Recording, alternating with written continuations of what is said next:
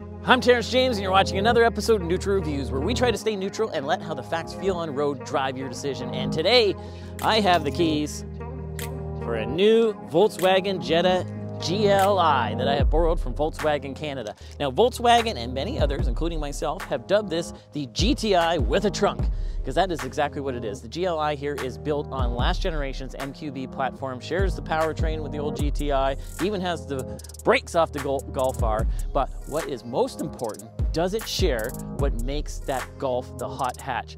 Because it's a hot hatch because it does everything really well. It looks good, it performs well for sportiness, and it also has a ton of practicality, and it doesn't break the bank nowadays either. So that's exactly what we're going to do today with the GLI. We're going to take this for a few different tests. We're going to show you around it and take it for a final drive and lead you to our final thoughts. And as always, if you are a subscriber, well, that means you are a fellow Neutral reviewer. So please tell us how you feel and everyone else that's looking to buy one of these in the comments below. So let's go take a look.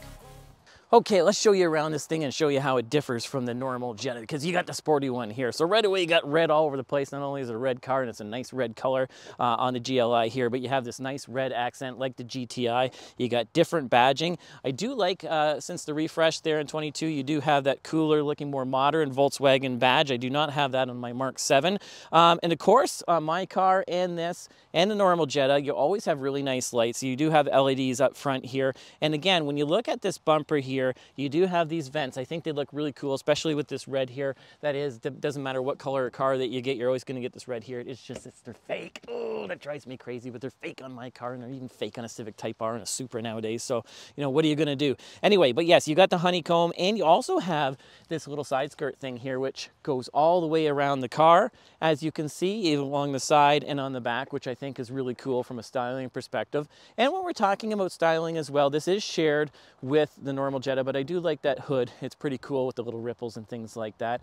But what's under the hood, because this is a sporty version, it does have last generation's powertrain. So what does that mean?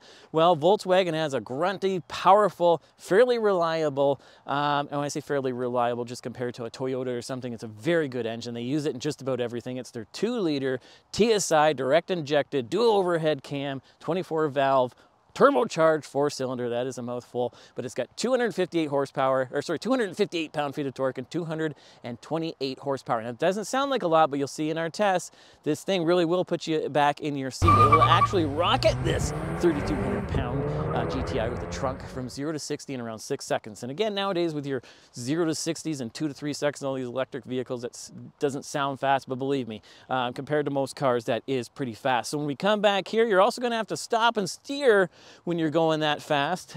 Not that I'm recommending speeding by any means, within the bounds of the law.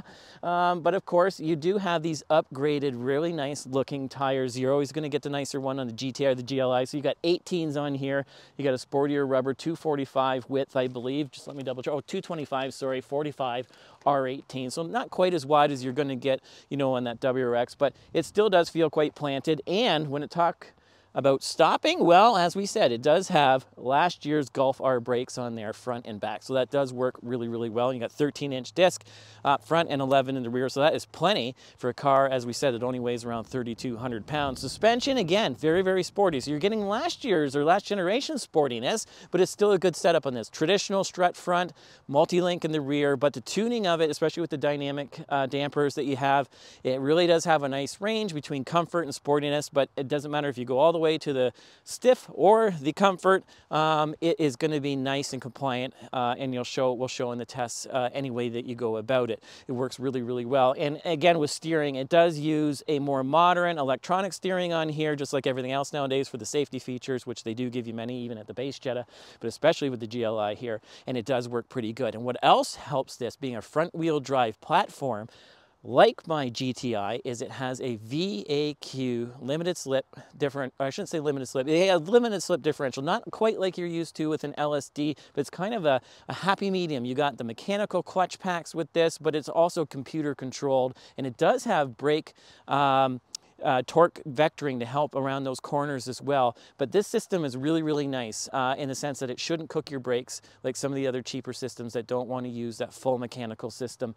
No, it does work really, really good, and we'll see in those tests. Now, moving to the back, I don't believe that Volkswagen recommends towing anything or attaching any active urban lifestyles to the back of your GLI. No, in all seriousness, I want to look at the trunk and in the interior and show you some of the things that I liked and disliked about this car before we take it for some of our tests. Okay, coming to the back, I want to show you a little bit more about the trunk because, again, this is the GTI with the trunk. And what makes the GTI so famous is it's a hot hatch. So it's a hatch, which everyone loves because it's a lot more practical, but it's not ugly. It's good looking and it's a lot of fun. So the thing that I've always liked with sports sedans, it always had that good looks part, for the most part, down, and a lot of practicality, but not quite as much as that hot hatch. So I would say that would be similar here. And what I mean by that is you probably have, and I don't know the exact measurements, I'll try to put them up on screen after, but just by the naked eye, in many ways with this trunk open, this looks like it has a lot more space than my GTI with the back seats up and the trunk open. As you can see, there is tons and tons of space in there. I mean, like, we're talking like mafia type big. You could have me and a couple people in here and go for a swim with the fishes. And thankfully, nowadays, the mafia probably doesn't appreciate, but you have your emergency release here that glows in the dark. Anyway, all seriousness aside, what I do want to show you, what I do really like with Volkswagen, my car included, is little touches like this that you get for this price point. So up here that not everybody else does. There is a little handle here and a little handle here. And the idea of it is you can grab that a lot easier power-wise and leverage-wise, but also you don't have to touch the dirty old car and get your hands all gross and dirty. So they do that really, really well. But one of the downsides to the trunk, even though you do have a lot of space back here, as you can see in the B-roll, is this here. Depending on how much you stuff that trunk, when you're putting it down like this, as you can see, it does get in the way a little bit. But one of the things that I do like with this is, as you can see in the B-roll, for the most part, I can put whatever I could in my GTI very easy in this. Actually, a little bit, I would say it's a little bit harder to put it in this and out because it's not as convenient as hatch, but as I said, you can put way more in here, and especially with the seats down, you could put a ton of hockey sticks in a ton of hockey bags so it fits the Canadian cargo test just fine. Now, before we get out of here, and again, you're about 14 liters or 14 cubic feet worth of space, which is pretty decent as well, I wanted to mention, and you're 94 cubic feet of space inside the car. So when you put those numbers together, that is really, really a lot of space and around 105-inch wheelbase. So they've really maximized it without compromising how it does on road. So one of the other things we want to talk about, because this is sporty, is let's do an exhaust test. All right, let's see how it sounds.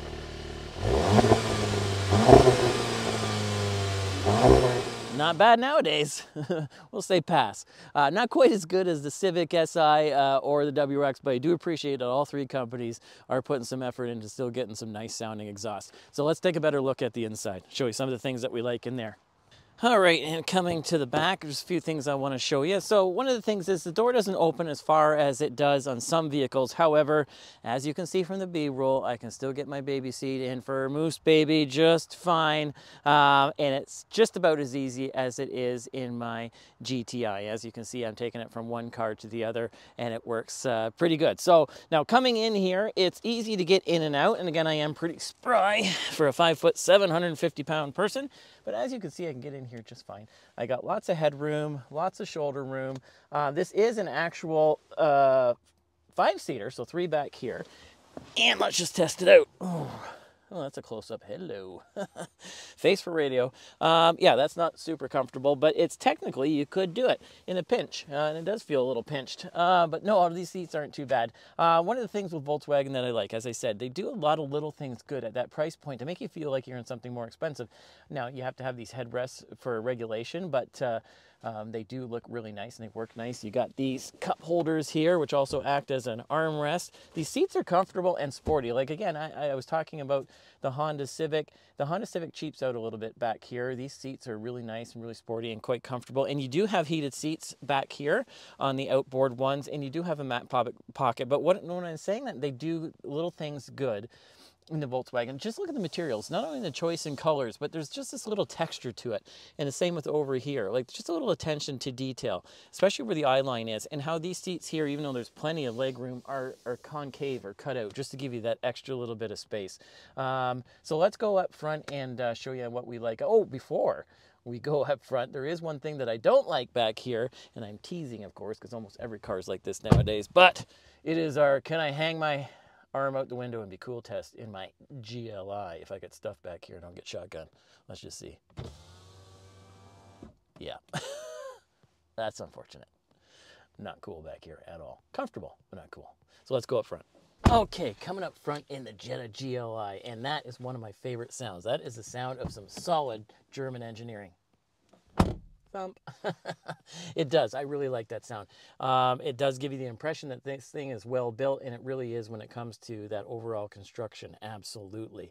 And one of the other things that I like in here is it does feel like a budget Audi. So right away in the overall design, material choices, everything else like that, it does really seem like an Audi in here. It is impressive. But because this is the older, last generation Golf that it is built on, you do get some things that a lot of people actually like nowadays and don't want to see go into the future or disappear into the future, such as, that's backwards here, these knobs here. You know, even Honda realized they made a mistake and then had to go back and on their infotainment add these back on, because that's what people are looking for, because it just really, it just makes it that much more convenient, and it really, I don't think, dates the vehicle at all. So, you know, I really do like this infotainment in here. So let's turn on the car quickly.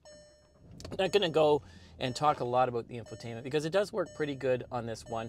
Everybody knows that the new Golf and things, that's one of the things that everyone's complaining about. And really, I think the only thing that really bothers me with that new one, aside that it looks kind of pasted on and an afterthought, is that little slider that you need at nighttime, because they've gotten rid of the buttons, it doesn't light up. But no, this is great. I think it's beautiful. I love the way that it's integrated in here. Lots and lots of features. It's very responsive. It's very crisp, clear, everything else like that. But what I want to show you with it isn't so much that, because it does everything well, Apple CarPlay, Android Auto, all that type of stuff, and you do have wireless charging down here on this, and it does work well. But what Honda does not at all as good as this, and I made a lot of fun of it on the video, is your screens. Volkswagen does it. The Volkswagen Group, Audi Group does an amazing job. Especially, I really like this center digital cluster here. Reason being is I like the graphics and everything else like that, and how crisp and clear and expensive it looks. But the most important thing that I really like about it is how customizable it is. So one of the cool things is when you're looking up top here, you know, you can scroll through all the different things that you'd have on your infotainment, like your safety systems and things like that. And you can then scroll through and do a lot of that right there in front of you, turn stuff on and off, you know, make it really convenient. But one of the things that I like as well that you can do here is with your navigation. So let's go, because this is really kind of what separates the Audi Group for the most part and Volkswagen Group from everyone else, especially at this price class, is you can have your navigation right here. And not only can you have it in the middle, some people do let you put it over here in the digital cluster, but watch this. Hopefully I do this right. You hit the view button. Yeah, look at that. It actually goes full screen on there. That is really cool. I like that. And if you don't like that, look at all the different options. You still got a lot of information on the sides. You can have something a lot more traditional with your RPM gauge and your, you know, your speed and everything else like that. Yeah, I really like that. Now, as we, you know, venture back and look at this and say that we like the fact that it's on the old platform, I wasn't unhappy with my steering wheel and my Mark 7, but I really do love this new steering wheel. To me, this looks expensive and awesome, and I'm a sucker for steering wheels, and this thing looks like it's straight out of a BMW or something. And again, that's Germany, huh? But it's nice and chubby. I really like all the different contours. Flat bottom, of course. You got the nice GLI logo there, shiny, looks nice. Nice little horn. And airbag cover there looks nice. I do like the perforation golf ball style here. Of course, it's manual, telescopic, tilting, all that type of stuff. Yeah, it just does. It's really nice. Feels good in the hand. Good placement of the pedals as well. This is not a manual transmission, but I have driven one before, and the placement of the pedals is really good. And again, at this level here, as we said, we're not going to go overboard. You're going to get just about power, everything. You got power, a lot of adjustment over here, two manual, or certain to say manual, two memory settings over here as well. Wouldn't do your steering wheel, but it's going to do some of your entertainment types things in your seat and whatnot. But the other thing I want to talk about quickly while we're in here is aside from being nice and comfortable and has a lot of amenities at the price point, is the fact that they do the practical things really, really well. Like, for instance, these door cards, they actually hold real water bottles. And look at that. These also in here hold real water bottles. And I can even put this chubbier one over there, and it works just fine. I was just saying, the wireless charging over here, it actually works. You stick your phone in there and hey, it hooks up right away and doesn't make it seem like you could roast marshmallows on it or anything. And then when we look over here at the glove compartment, like that is, you could put your lunch, the owner's manual, and all kinds of stuff in there. And then of course, you know, you do have really good greenhouse in here. And one of the things that I like, again, those little touches, look at this, same as my car. You have this to go over the sunroof, but it's kind of still lets some light through, but still keeps it dark. I really like that. So that way you don't cook in here, but you can make it a little darker if you want. And it's a big sunroof. You know, like the WRX and things like that, it's a little tiny sunroof. You still appreciate that it has it, but nothing like this. Like I said, this car here really does the daily really, really well, and still is very, very sporty. So let's take this out and do a bunch of tests and lead you to your final thoughts. All right, here we go, test time. All right, so no launch control or anything like that. Let's just see how the acceleration is. All right, here we go. Yeah, see that dual clutch in the automatic mode here does work really, really well. You know, it's one of the things that does drive me a little bonkers. Oh, we'll do our quick turning radius test here. Impromptu. All right, look at this. That's actually not too bad. This thing does turn really well. Obviously a little not as good as the GTI because of the fact, right, that you're a little bit longer wheelbase here. But what I want to show you is I'm going to put this in manual mode, because one of the things that bothers me about this car, and again, the demographic is going after, probably won't care as much, but this is going after a sporty audience. So I do have it in manual mode. So watch this. Oh, isn't that interesting? It's automatically changing the gears for me. Now let's hammer on the brakes here. All right, hold on. It works really, really well. This has the brakes, as we said, from the last generation Golf R. And as you can see on screen there, the braking, that's not my measurements, but that's Road and Track. And that's pretty good numbers for a car like this, weighing at 3,200 pounds. Pass. All right, next, as Rady Rides would say, we want to test out this on the twisty bits. So it's, as we said in our other test, it's a little wet outside, so this gives the VAQ and this chassis a really good workout here. So let's give it a try. We got some nice curvy roads here, back roads. So here we go. I got it manual sport mode. Oh, see, works pretty good. I tell you, this doesn't sound like a lot nowadays. You know, 228 horsepower and 258 pound-feet of torque. But I tell you, this car moves. So does my GTI. Okay, look at this. Yeah, see, it does work really, really well. Very neutral around that corner. It started to want to come around a little bit, but I let off and then hit the gas and it went straight again. Yeah, works really, really good. Yeah, it is very front heavy. You know, you can feel that front, just like on a Civic, want to push out, but it does keep really, really neutral. It does feel agile and light around those corners, not as agile and light or as planted as the SI. I don't know, it's hard to explain. I really do like the VAQ. I like the idea of it because it's basically kind of the best of both worlds. You've got, you know, some, it's basically the Heldex system out of their Audi and Golf R for their center differential, but, you know, moved up front. So it's a good working system. It's computer controlled, things like that. It doesn't cook the brakes on the car. It does have brake torque vectoring, but, you know, it's a good system, but it just doesn't feel as natural or as planted, I guess, as that Honda Civic Si. It does have a little sloppiness in it. And again, when I say a little sloppiness, I'm being extra picky here. It is not sloppy by any means compared to any normal car, but I'm being picky here because this is up against, well, I guess I can't go that way, but this is up against the Honda Civic Si, which does take, you know, your everyday driving serious like this, but is also taking handling and performance serious as well. And they have the Type R just like this has the Golf R. So I don't know, I'm being a little bit picky that way. It's hard to explain, but you do feel a little bit of extra movement that I don't necessarily feel in the Civic. Now, this compared to the WRX, it's, again, I don't feel it as tight this way and responsive as the WRX. I don't, but again, we're talking really, really small gradations here. Like this is, we're talking in that group of sporty sedans. I don't think it quite matches up with the WRX or the SI for how it feels in handling. But again, its demographic is going after a little bit more mature of an audience. And when I say mature, a little bit more older, probably has kids, things like that. It doesn't want as much boy racery or, you know, that level of performance around the twisty bits, because they're probably not going around the twisty bits by themselves very often, but they do definitely want some level of performance. So I do have to say this does definitely pass the handling.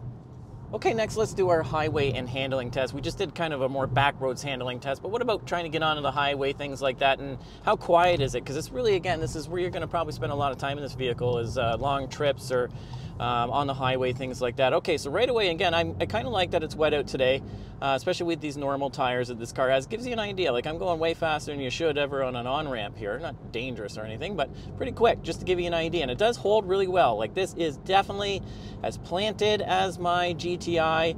And again, I kind of like that little bit longer of a wheelbase for situations like this. Maybe not as much in the twisty bits, but yeah, like, look at this 2 liter. Like, you know, that's way faster than you need to go.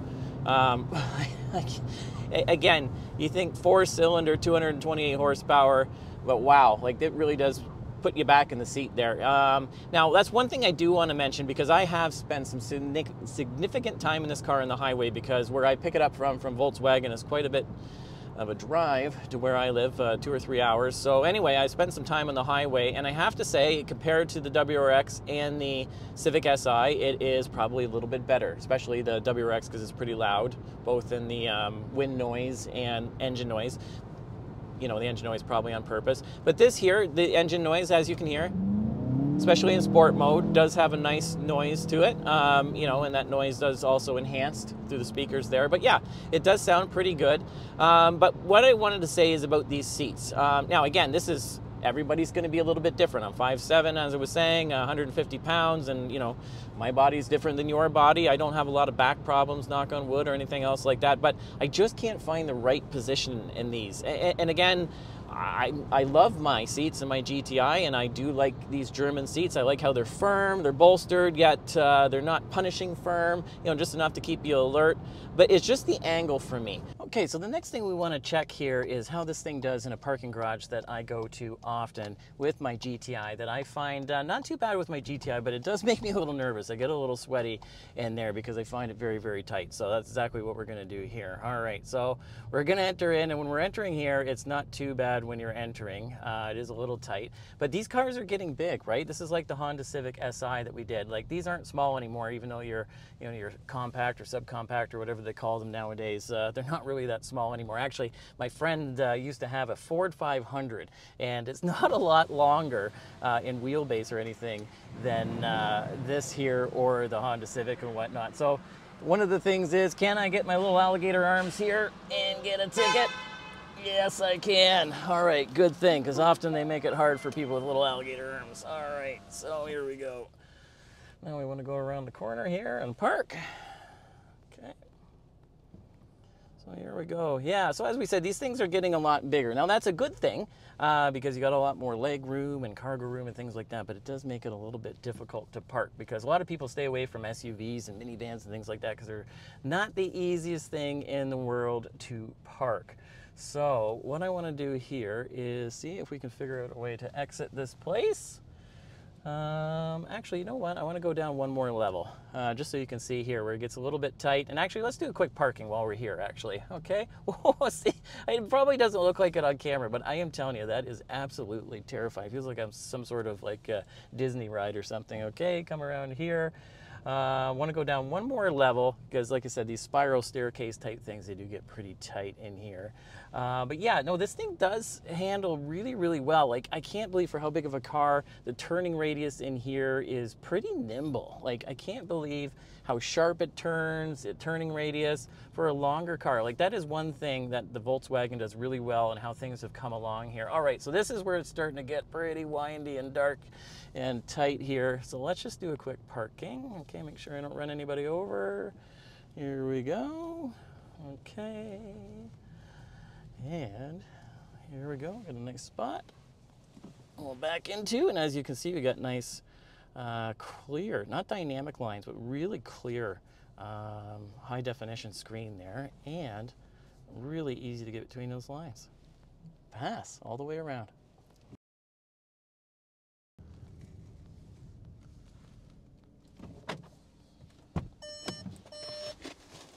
Now, if you like this video, hit the like button, subscribe, turn on your notifications, and check out one of our other fun sports sedan reviews so we can get more cool cars like this one in our upcoming review. Now, we started off this review by looking to put as many facts as we could up front, test out how they feel, and lead you, as we always do, to your final thought. And if you are a subscriber, well, that means you are a fellow neutral reviewer, so please leave your feels in the comments below. So here are the facts and feels that we use to come up with your final thought. Which is, if you are in the market, you're someone like me, you need a lot of practicality, but you're still a boy racer at heart, and you want something that looks good and still has a lot of performance, but not a lot of sacrifice when it comes to things like fuel economy or practicality or just overall comfort and convenience, well, I don't think that you could go wrong with the 2023 or 2024 Volkswagen VW GLI. I think it is right in line with its competition, the WRX and the SI. So if you want something that's a little bit sportier, maybe go with that SI, and you want something with a little bit more on-road security in inclement weather, or a little bit more adventure, maybe you go with that WRX. But if you want the best of all worlds and something that looks this good and performs this well, then you've got to go with the Volkswagen. Thanks for watching, and we will see you again next time.